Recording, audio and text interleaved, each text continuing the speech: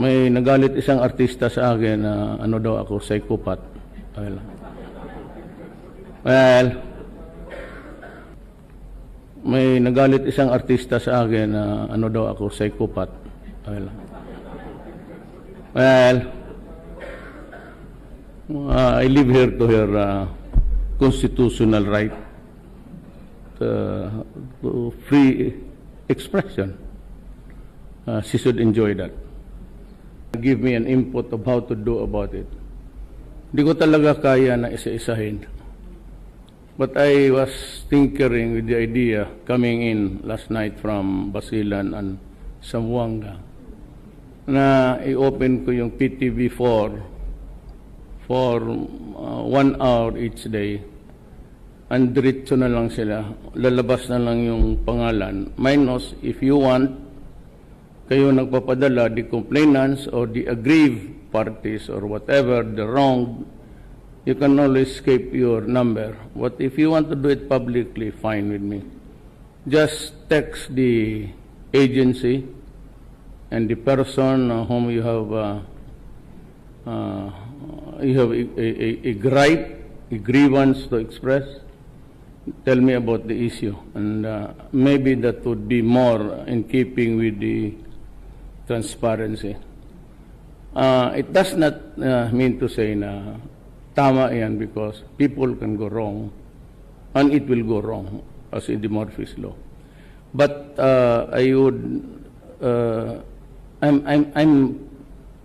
my predilection now is really to go fast, simply because 6 years is a very limited time to do some reforms. If I could just get a fraction of the corruption sa ating gobyerno, mukhang okay na. I cannot erase all, I cannot stop it, but I can minimize it. Ngayon, I said, I don't know if it's with keeping with the right also to be, of the people to be informed, on the right to air a grievance vis-a-vis with the right of the person to keep his privacy. But I am trying to kind of looking for how to strike a happy balance here. Kasi hanggang ngayon, mayroon pa rin and parang I feel it as an insult really. Kasi yan ang pinangako ko. One is, I will stop corruption. That was the only line that was repeated by my mouth all the months of the campaign. Second is itong, it leaves a bitter taste in the mouth.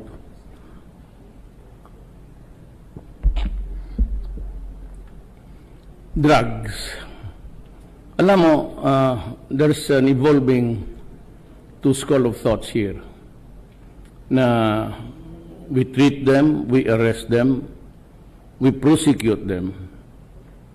Pero kung kayong mga abogado, and I've been a prosecutor for so many years, just the thought of building a case for one criminal, one drug pusher, just to build a case for one would take you about 3-4 days and a lot of investigation, 3 or 4 men to assign.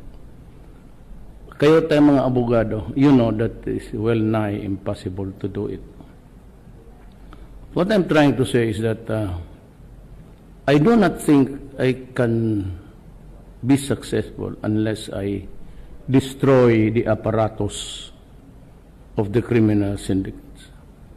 Sad to say, really the big ones, nandoon sa labas, and they are operating. I would like to show you the metrics, kung maaari lang. Kung meron lang tayong national security clearances ngayon, ipapakita ko na dyan sa inyo kung paano. And it's being operated by electronics. Down. Tama yung sinabi ni JB Sebastian. Ang umabot lang dyan sa loob ng penitentiary, konsumo lang nila yan. Ngayon, but in the past, they were actually into it, cooking inside and selling. dyan sa, ang market nila was Manila, the Metro Manila hanggang Cavite. But that was stopped because medyo nagkahirapan. Ang pumapasok nandyan, yung konsumo nila. For the life of me, alam ba ninyo na ang droga sa Pilipinas ang laro na sa loob ng National Penitentiary? Magtanong kayo ng dumaan niya na superintendent or warden. It is being operated all throughout the Philippines using just the cellphone. Be it in Parañaque, in Davao Penal Colony, lahat, pati doon sa Iubot, doon sa mga penal colonies naglalaro ang mga kriminal. So hirap ako dito, and to think that during the time of General Santiago, who was a very honest officer and gentleman of the Armed Forces of the Philippines, in Hospedia, he gave us a figure of 3 million, at least ang may tama. And noong pumunta ako sa Laos, I had a talk with President Widodo, and I had the occasion to ask him about drugs, and he said, it's still a problem for him. And I said, ilan, how many of your countrymen are contaminated? He gave the 4 million. Na yung binigay na figure ni Santiago na 3 million, hindi kasali yung akin. Those who were discovered, arrested, killed during my time. Na yung nag-surrender, they've stretched from a number now, and they're still coming in droves. So by the end of the year, it would be reasonable to expect that I'd breach the 4 million mark also. Now, comparing Indonesia with the Philippines, with Indonesia having about 240 million inhabitants, and it's a big republic, 2-3 major islands there na malalaki, that compromises the Republic of Indonesia. Sa karami niya, 4 million siya. Ako, ang liit-liit ko, I only have about 1.4 billion Filipinos. May tama ako na 4 million. Saan ko ito? How do I... Noong sa Davao ako, and I'd be honest with you, I was really a hardliner. May mga pangyayari na hindi ninyo nagustuhan, maybe extrajudicial killing.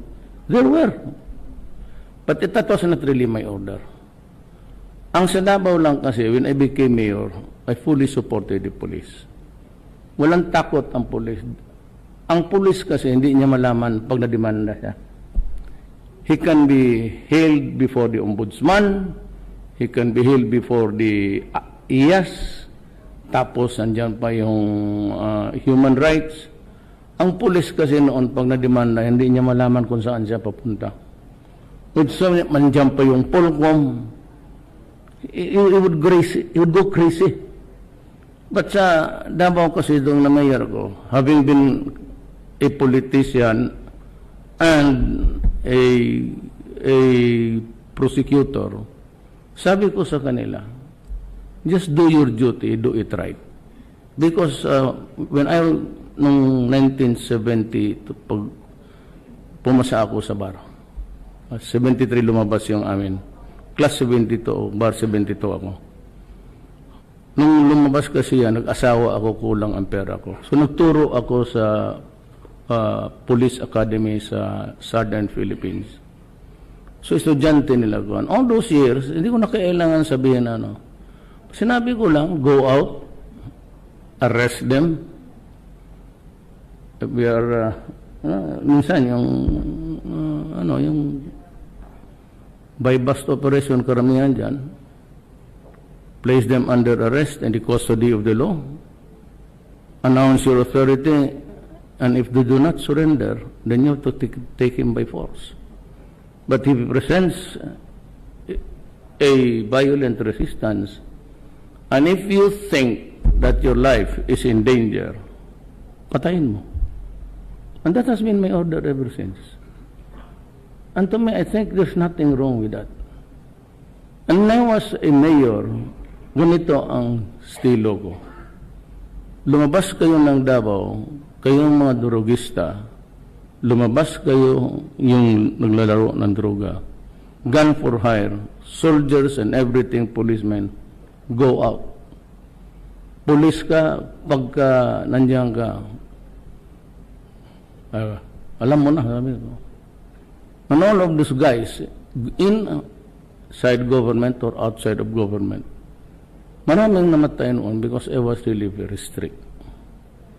So, and I would say, just like what I have been saying in public, do not destroy my country because I will kill you.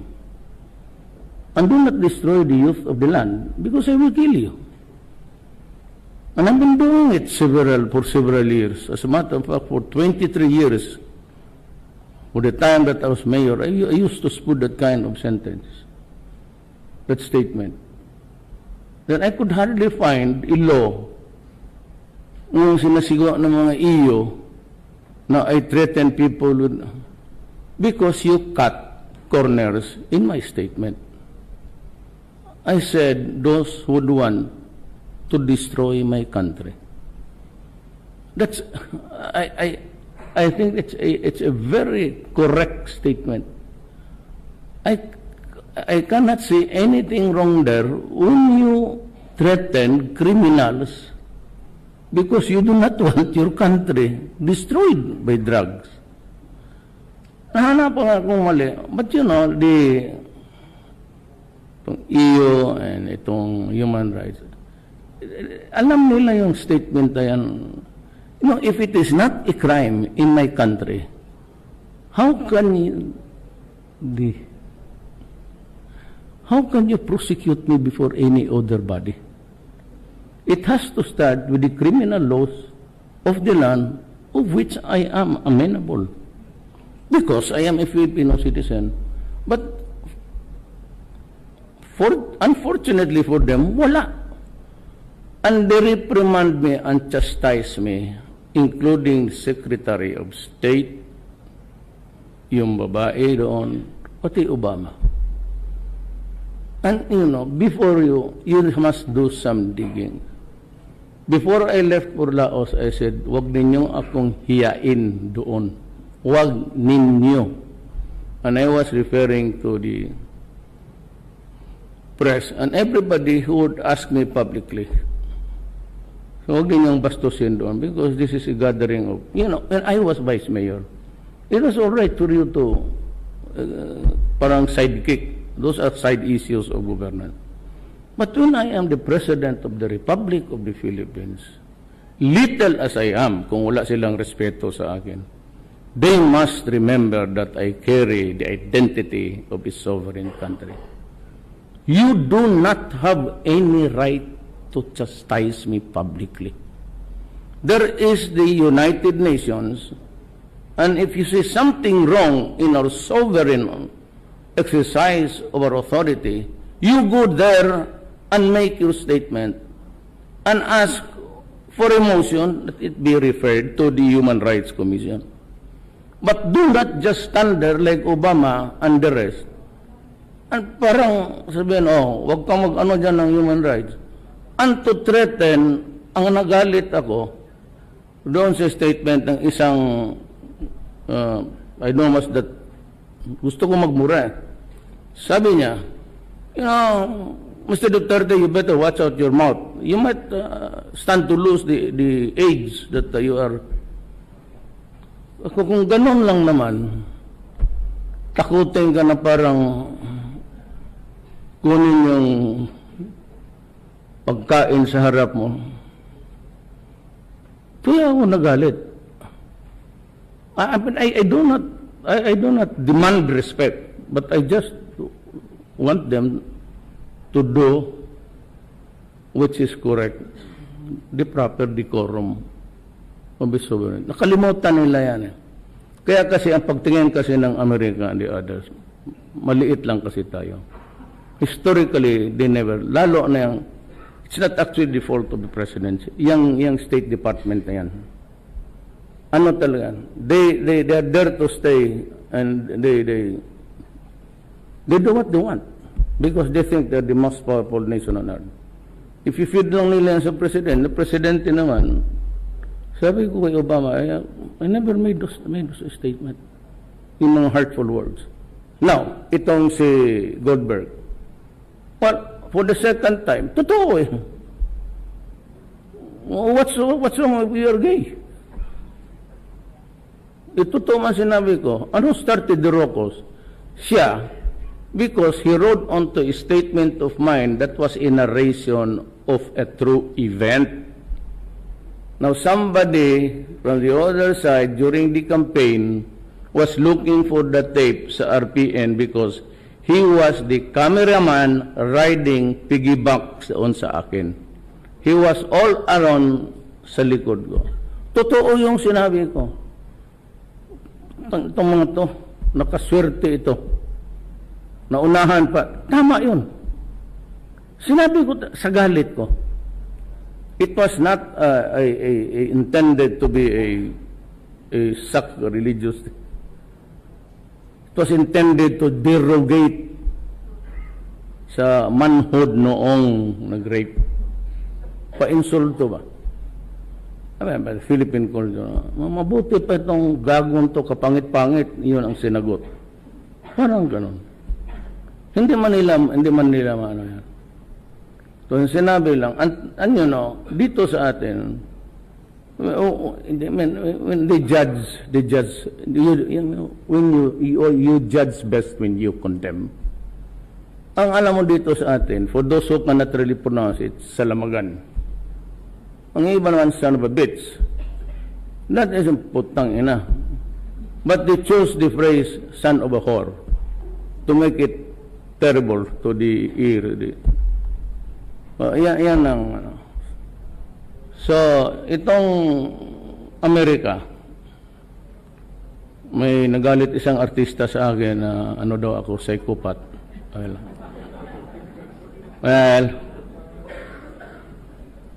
live here to her constitutional right to free expression. She should enjoy that. Pero ako itong Amerika, I'm serving notice now sa inyo na hindi ko kaya yung style nila. Na basta na lang photos-auto sila na they want to blow something before the public. Tayo hindi tayo pwedeng I mean, I cannot question the killings of the black people in America. I cannot question Obama before explain to us why are you shooting black people already on the ground in the act of surrender.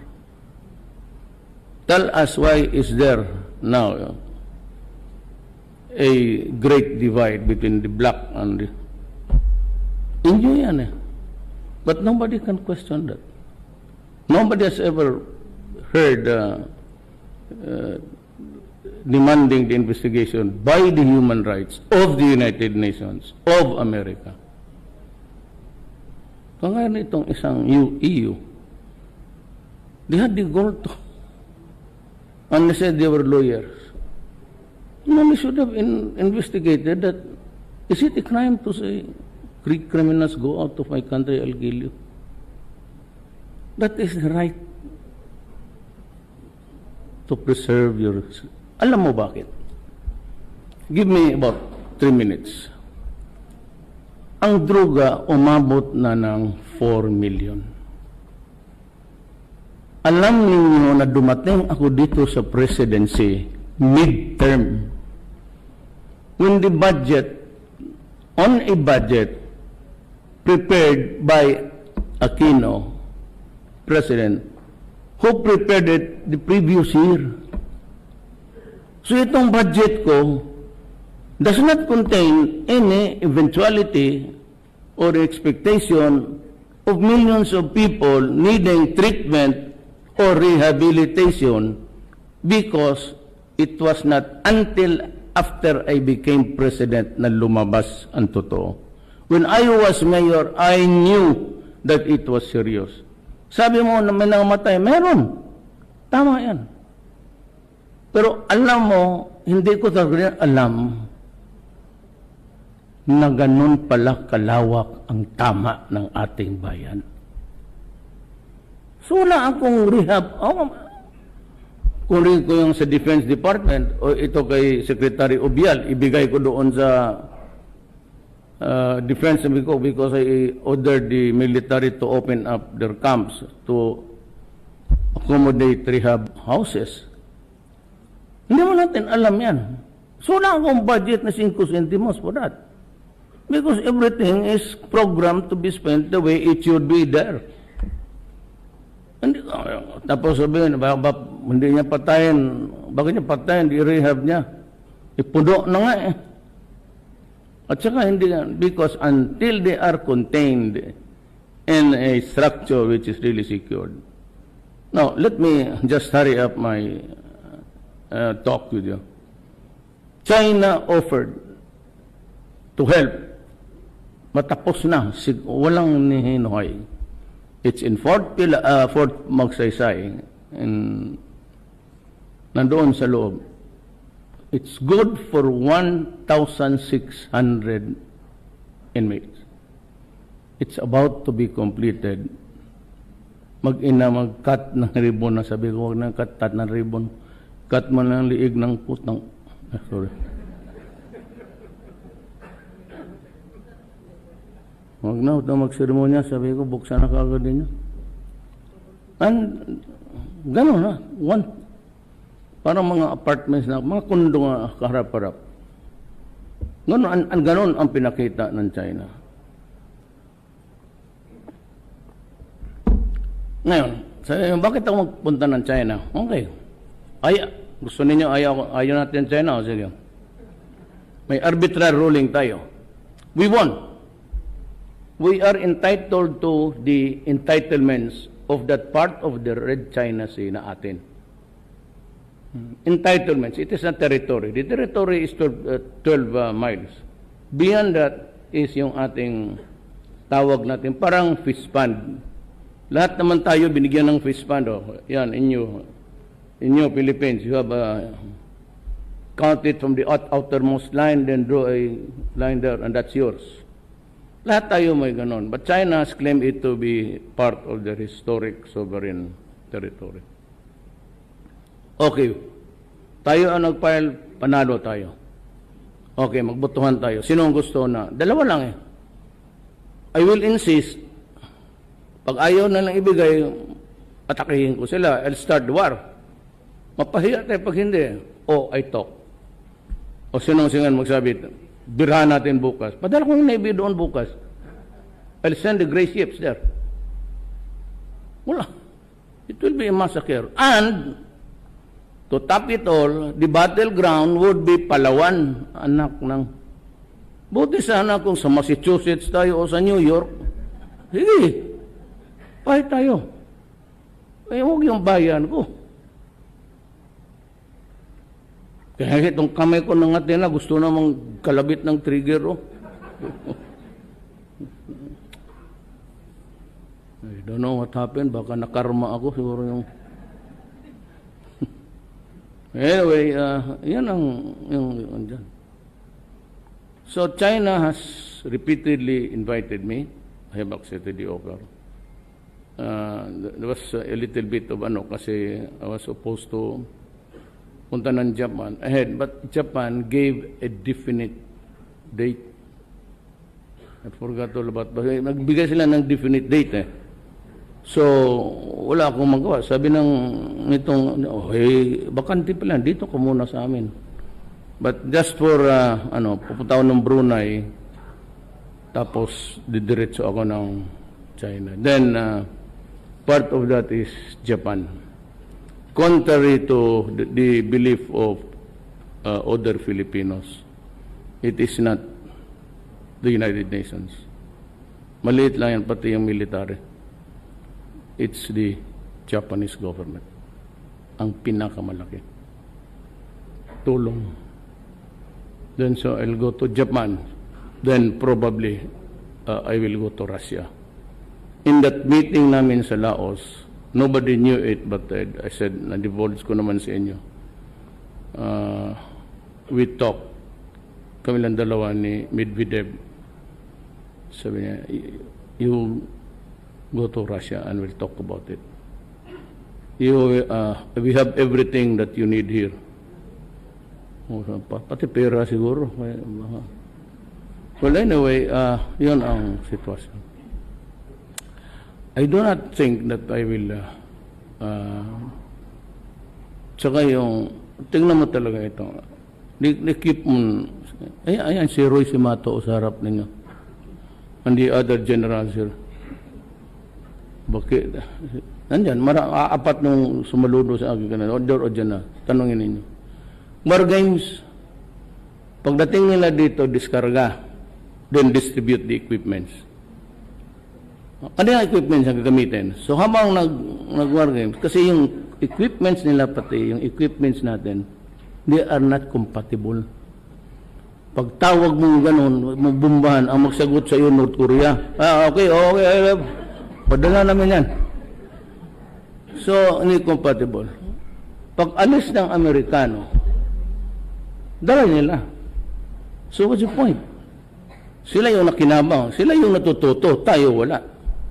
Yun ang, that's the reality on the ground. And you can ask every military officer thereabout. Anong makuha ko sa kanila? Saka noon pa yan nila. Alam mo, ilang beses ako na pabalik for the time that I was out of the country as, I never, nung mayor ako, hindi nakakalabas. First time ako nakapasyal, yung congressman na lang ako. That was in the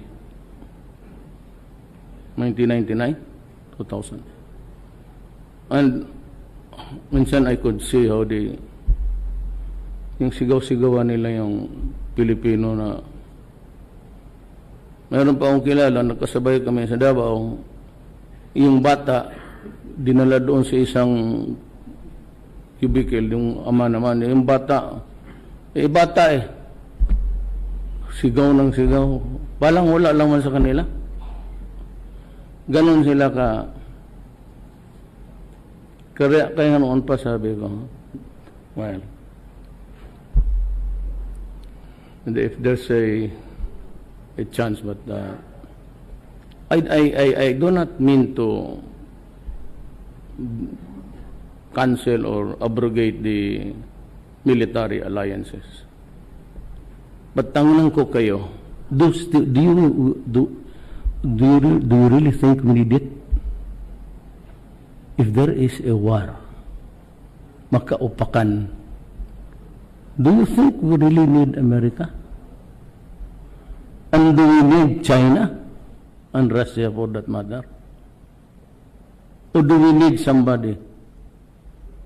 Pag nagbirahan yan lahat at nabitawan niyang ICBMs, pati yung mga Poseidon, lahat na, there will be no more American aid to talk of. There will no more be a country strong enough to rule. Hindi. Pag magdating yan, wala tayong kailangan. Kung hindi, yung pare, kung gusto mo lang ultimo adios. You really think that? Kung mag-third, is there such a thing as a third world war? Kalukuha. Alam mo, bantay sila nito. Itong arrogance ng Amerika, si Xi Jinping, pati lalo na si Putin, huwag kayong talagang huwag tayong magkamali dyan. Talagang hirit. Kita mo, pag ginusto niya, kunin talaga niya. He wanted Crimea. He just simply went there to occupy it. Ang Amerika, walang nagawa. So, let us go for alliances that would contribute to the health, to the education, kung aabot pa tayo ng if there is a world out there waiting for our children. Otherwise, we have to protect them. Itong the sheer number of 4 million is kalat yan. And lastly, ayaw ninyong maniwala o hindi. Kung kasing i-publish ko, there are about 3,600 elected barangay captains. Na-elect na. 3,000 all over the country. There are about 6,000 policemen there in that list. Ayaw ko na lang i-publish kasi magkagulo ang Pilipinas. Now, naghahanap ako, I'm trying to figure out, been meeting with the military and the civilian, pati yung mga scholars natin, how to go about solving the problem. Because narco-politics has seeped in our political system. The portals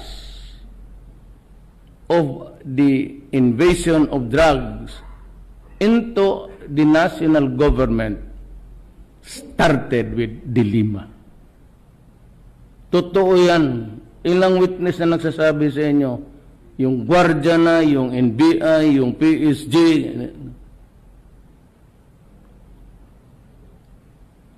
mayroon na tayong narco-politics. That is why I told Congress, do not call for an election now. Otherwise, manalo ang mga may pera. Na kung nandyan sila sa gobyerno, they will just wait it out. Maybe magdasal yan sila na mahulog yung eroplano ko, or they want maybe to impeach me, or whatever. Balik sila. Pera eh. The greed, the craving for money. Now, if you, pag ambisyosa ka na, look at the way previous step. I'm not insulting you. Just as a matter of law and proof. Look at the review intake. Look at the sartorial elegance of how she graduated. Tingnan mo, look at the previous steps. Malaman, ang tao hindi talaga makapigil. Magregalo ng bahay. See? Yan ang mahirap. And then, it has never been answered. Kung kaninong bahay, sinong gumastos. So, obviously, alam natin lahat. But that is how narco-politics has set in. Ngayon, next election, be prepared. Ako, wala na ako. Salamat rin. Ako, if these guys can hammer out or craft itong hinihingi ng ating mga kababayan natin na Muslim federal, if you can finish it in 3 years or 2 years, I will go. I will resign. Kasi it will provide the position of a president. Which must be elected. The moment it is ratified by the Filipino people, you have my assurance. You have my word of honor. I do not want to stay any longer kung hindi ako kailangan. I will resign and give way. Yan ang garantiya ko sa inyo. But for the time being, di ko malaman kung itong droga. Because pag hinayaan ko, it will destroy the next generation by the sheer contamination and widespread. Talaga mahirapan yan. It's like a case of Hong Kong noon when there was this English company given the sole right to sell opium. It took the Chinese 4 generations to entirely wipe out, including my grandfather. Nag-uupium yun. Noon kasi nahuli. Maliit pa ako pero malakas na magmadyong, malakas pa mag-yup-yup ng opium ang buang.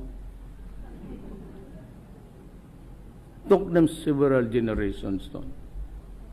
If I mag-let go ako ngayon, It might be bloody, it might be cruel, it might be brutal. That is for my country. I'm not doing it for somebody else. Kaya kung ayaw ninyo magtulong, di matingin kayo. Basta there is a rule which, tsaka yung balot-balot, na binabalot ng, hindi ang gawain ng pulis, hindi ang gawain ng military. Bakit tayo magbalot ng plaster na tao dyan na we are not into manufacturing of mummies? Yun yan sila. Remember that there were several, remember that there are now policemen at large, yung mga ninja tawag nila. There was a time for cleansing and it's still going on. Because nobody, pinatong ko na nga 2 million per head of the 9 known drug manufacturers. Sabi kasi ng mga, kung bakit pa natin ibigay sa kanila, di tayo na lang. Look at, you should visit, I don't know if it would be in bad taste to, the monument of, tignan ninyo sa Arayat, napakalaki. Ganito kalaki Yung ikot ng mga makina doon na tubig, tangke, tapos dito yung heater, tapos yung tube. Finally, yung Cebu. Kaya kung hindi natin makaya ito, let us just operate it. Magsabu na lang tayong lahat. Wala naman tayong magawa. Let us join the crowd. But sabi ko, I repeat it, on these major issues of presidency, I stake my honor, my life, and my country. My presidency. Presidency ko, honor. Impeachment, fine. I'll go. Wala problema. Kudeta, I will go. Sabi ko kay Laroy, huwag na magkudeta. Come here. Line there. Okay, raise your right hands. I, General, would like to be President. Okay. Sige, inyo na. Solve the problem. Balikan ko kayo. Ganon. Kung mayroon bang gusto, sige. But I will not, I will never iwanan ang buhay ko, my honor, and the presidency. Schizophrenia, guys, it's in your head, nasa hearing voices, paranoid ka because meron ka talagang and valid naman yun sa person who is experiencing it, diba? But it's really an illness that is treatable once Sorry, Ron. Kumbaga nakakilala earlier, in the earlier stage. Kailangan talaga ang family support. And of course, there's this stigma to the illness. No? So, it's like any other disease, like diabetes, like it is that yun yung hindi siya yung it's mental disorder. I've seen psychiatrists and I'm very broken about it. So, sa akin, seeing a shrink is just like seeing your ENT or seeing your cardiologist. Ganun din naman yun because we shouldn't be afraid to get help. So, nandun din naman. You really have to educate people na hindi pwedeng i-dismiss na ay baliw yun o ay nalito ka lang. Cannot dismiss because there is a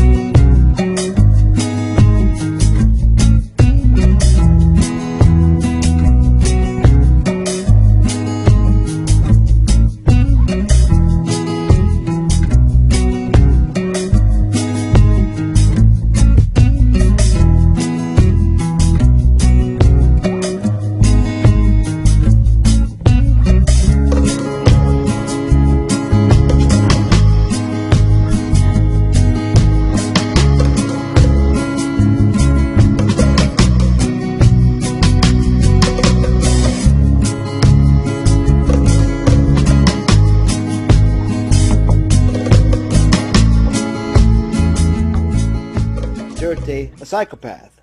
You bitch. You yellow-tard, goddamn oligarch bitch. Do we not know that public figures, people with money, are going to be sucking the dicks, the little bitty dicks, and licking the assholes of the oligarchs? They love each other. People in high places always look down on the victims and blame us for the shit they do. That is what evil does. That's why the church has so much goddamn money and doesn't spend it on children. That's why there's hypocrisy in the fucking church. Filipina put on one of my posts a Wikipedia definition that the church is the biggest provider of public health services in the world. It's Wikipedia. Who gives a shit about actresses and actors, movie stars, musicians, if they are standing for oligarchy? They are your enemy. God damn it.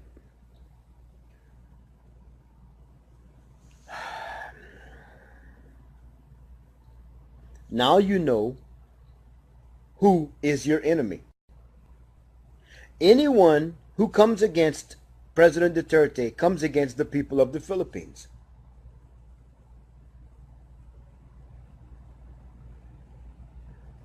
I have been knowing, like the World Health Organization, there's nothing about World Health involved in the World Health Organization. It's killing more people than it's helping. The Bill and Belinda Gates Foundation. Question the government of India about Gardasil, a disabling disease, a disabling cancer, cervical cancer drug that they give young girls, and it's making them sterile. It's making them have palsy. They want to give it to young boys. How in the fuck are you going to give a cervical cancer drug to a boy? He doesn't have a fucking cervix. He's got a little dick, you son of a bitch.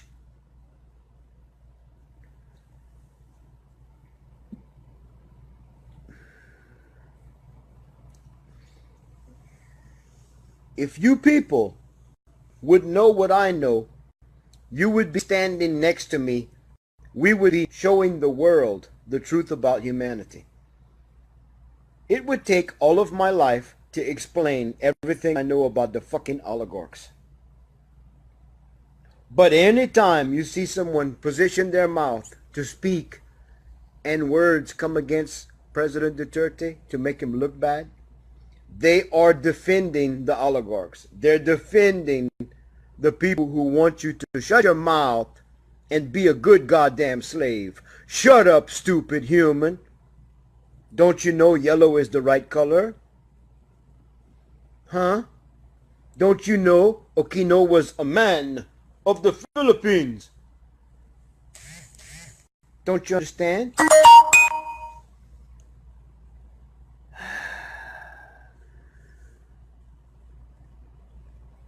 I can ask for help until I die. I might just die. I wish I could. I'm tired of this shit. I'm sick and tired of asking and talking and talking and fucking talking and talking and talking. People telling me, take care of yourself. Why don't we just give the oligarchs back let them have their life and let them control us. Let them kill our children. That's what we will do. We will give all the oligarchs back their power and we will stop fighting.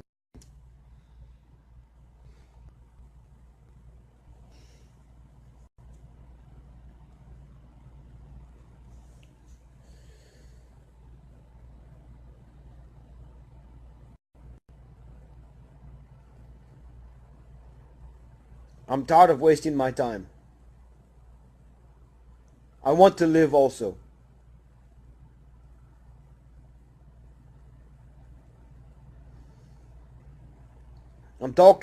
I'm talking every day, every night, every day, every night. I have 914 people on my site.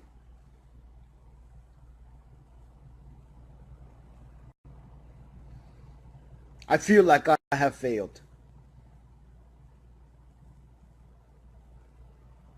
Today, I did a radio show today. People tell me, I'm going to call you later. No calls. Because people are too busy. They talk and they have their lives and they're okay. They're good oligarch slaves. I don't give a fuck who you are. If you're a goddamn slave, you're a fucking slave. And you need to be told about it. Son of a bitch.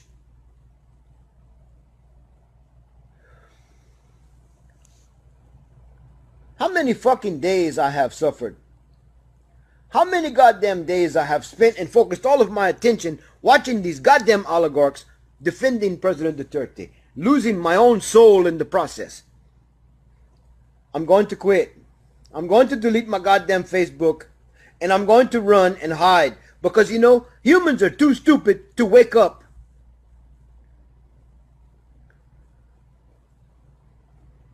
Humans are too fucking stupid to be human. They would rather go to church and eat Jesus and drink his blood. How dare anyone go against President Duterte? I wish somebody would slap the shit out of that bitch. Trillionaire, I'd like to cut his dick. Just cut it off on television and stick it in his mouth. Make him swallow it.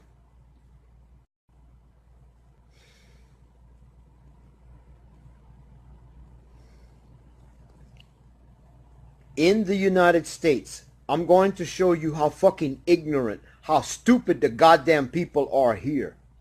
Okay? In this fucking United States, the United Nations Peacekeeping Council, the Peacekeeping Council went to Syria and they proved that ISIS has nothing to do with Islam. They proved it. We'll stand outside the fucking door. Maybe there'll be a better connection. Just stupid shit. Let's see if this works better.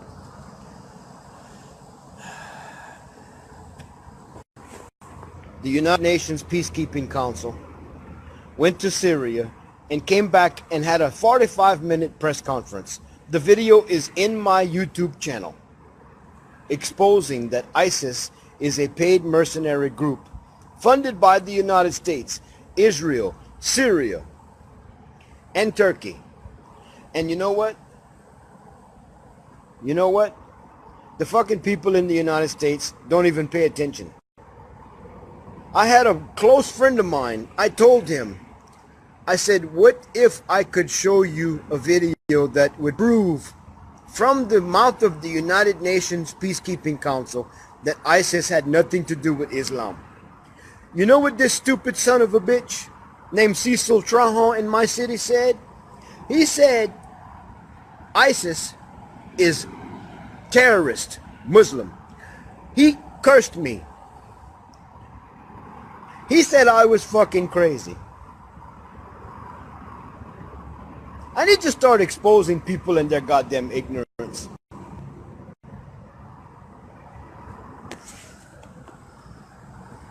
I can prove to you that the church sacrifices children, kills children.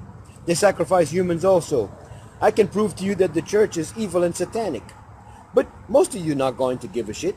Most of you are not going to give a shit because you're too used to being in the generational curse. You're too used to it. You'd rather still die. Yes, you would. ISIS just control everything. Let it run. Let ISIS be what it is. Who gives a shit? Who gives a shit if John eats? Who gives a shit? I live in a fucking motel room. Who gives a shit, huh? Nobody gives a shit. Nobody gives a fuck about me. Why should I? I tell people, join my website. Sign up, join my website. I reach millions of people. Believe me, I reach millions of people. I have under 1,000, under 1,000 in 4 months. 4 months. Nobody fucking listens to me. Why should I do what I do? Nobody gives a shit.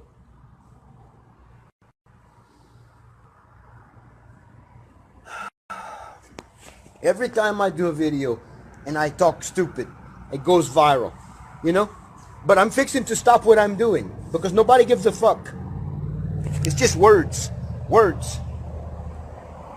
Action is required, goddammit.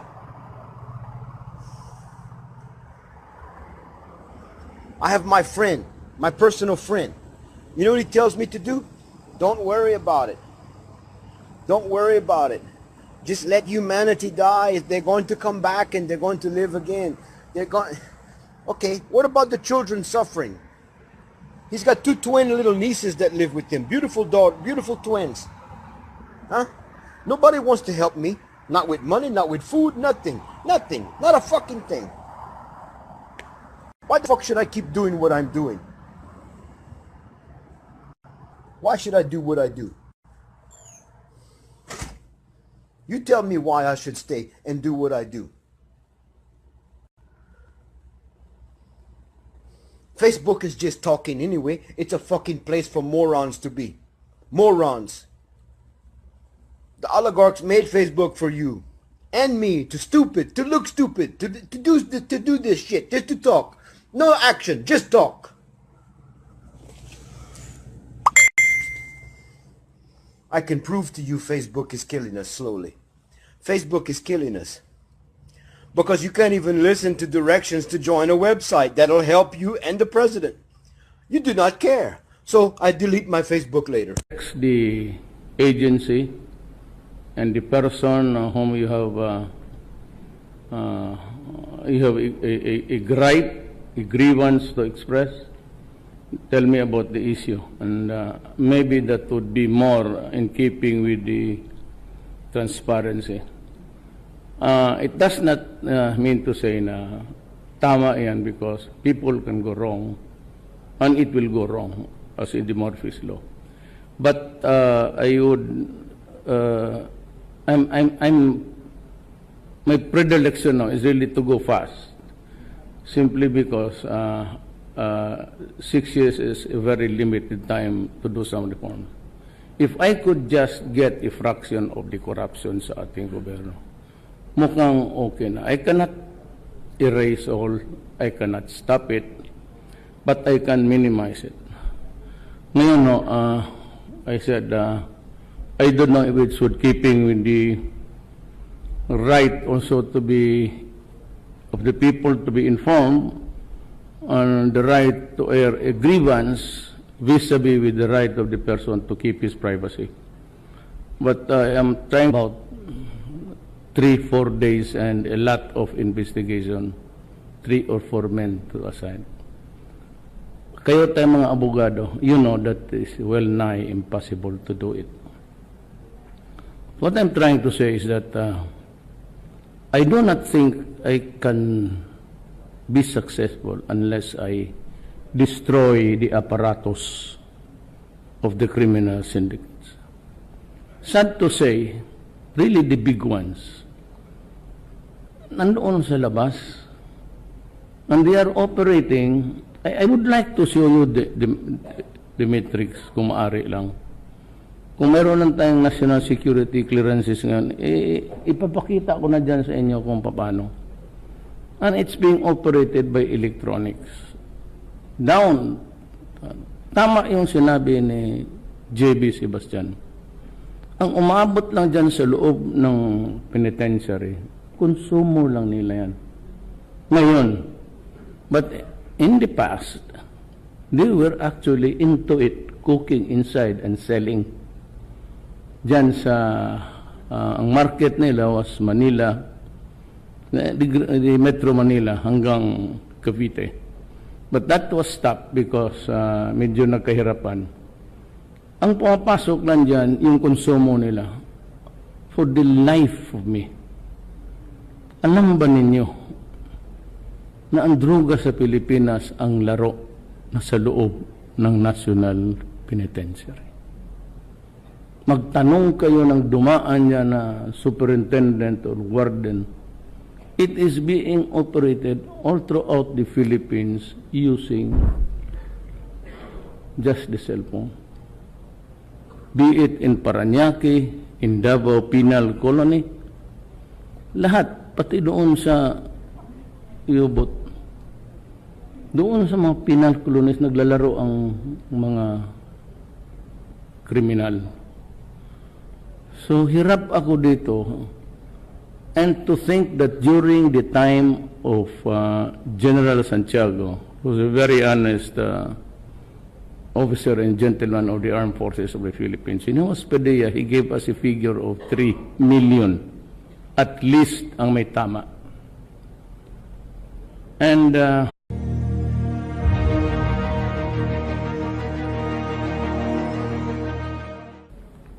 may nagalit isang artista sa akin na ano daw ako, psychopath. Well, may nagalit isang artista sa akin na ano daw ako, psychopath. Well,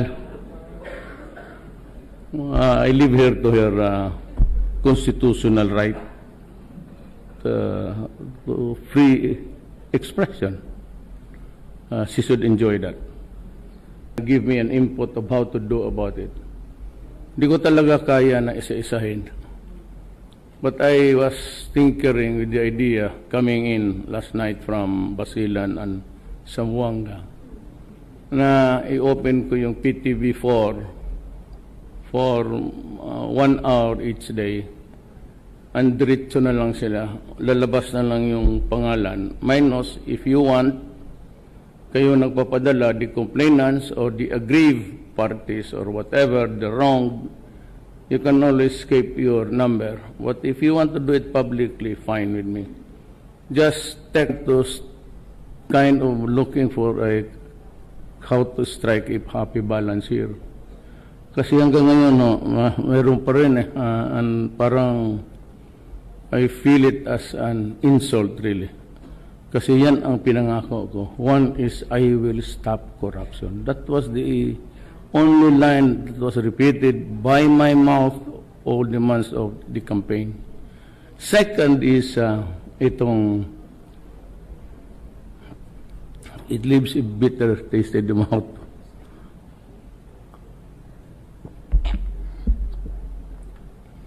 Drugs. Alam mo, there's an evolving two school of thoughts here na we treat them, we arrest them, we prosecute them. Pero kung kayong mga abogado, and I've been a prosecutor for so many years, just the thought of building a case for one criminal, one drug pusher, just to build a case for one would take you